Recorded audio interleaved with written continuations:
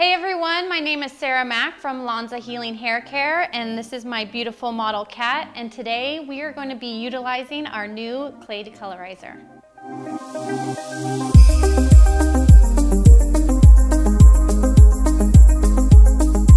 Okay, so Kat and I just had a wonderful consultation, and Kat wants to go lighter today. She does have previously colored hair. She wants to stay low maintenance though, so I'd love to use a balayage technique on her. I am so excited to be utilizing our clay decolorizer. It's going to give me 7 levels of lift, ultimate control. It's going to stay exactly where I put it on her hair with no marks. And it's also going to keep her hair nice and moisturized as I work through. Not only does our clay decolorizer contain our keratin healing system, but it also has Vita C Flex, which accelerates the levels of lift, and also arginine, which helps with moisture and strength. When I'm doing a balayage, or any color for that matter, I love to use a scale and measure. That way, if I need to remix, or if my client's coming back for another appointment, I can always get consistent results.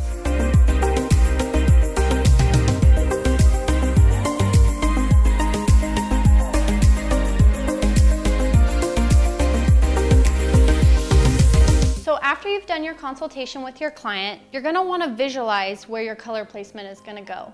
It helps to think about where the sun naturally hits it in a balayage.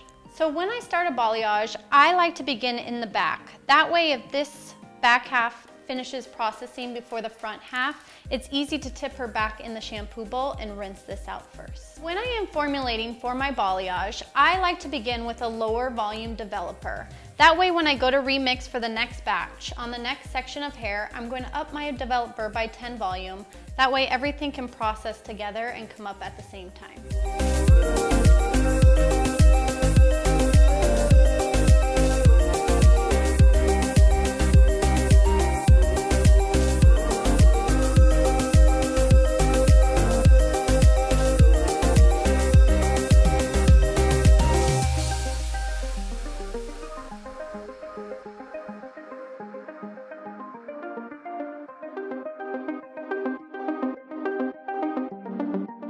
So when applying to sections around the hairline, I like to first apply on the side that is closest to the skin. That way after, I can move the section and let it lay in its natural fall.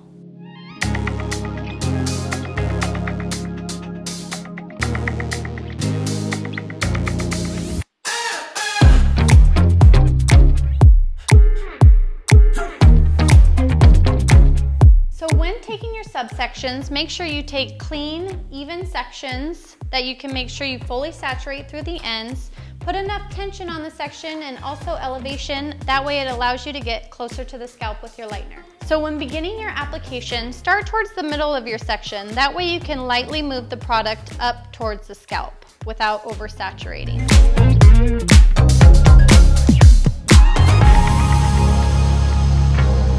After your initial application, you're going to then take your detail brush and softly feather the saturated parts of your decolorizer. Once you have it feathered at the base how you like, you're then going to take your balayage board, place it underneath, and saturate the ends all the way through.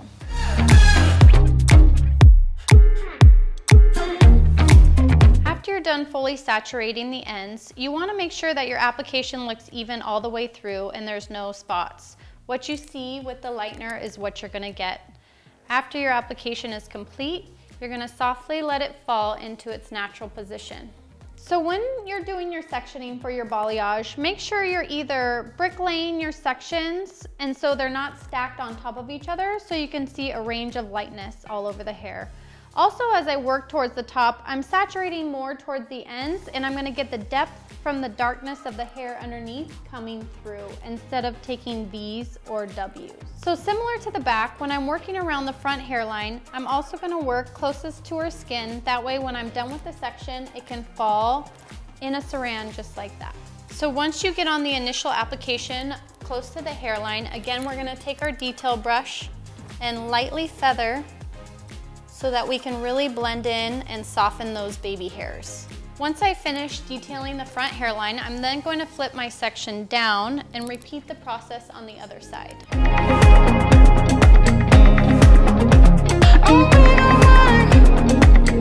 Once I've and saturated fully, I'm gonna then place a balayage film underneath to ensure that none of the product touches my client's face.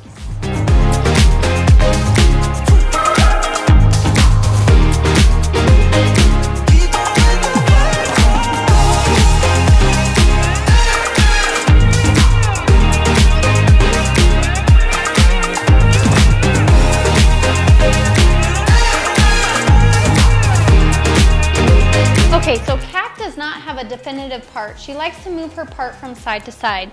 So I decided to go with a horizontal mohawk section, and here we are coming up to the last subsection. So unlike these other hairline pieces, because I want this piece to end up out of Kat's face, I'm actually gonna start feathering on the interior of the section and then flip it over and finish on the exterior. Okay, here is Kat's finished application. Can't wait to check back with you and see the final results.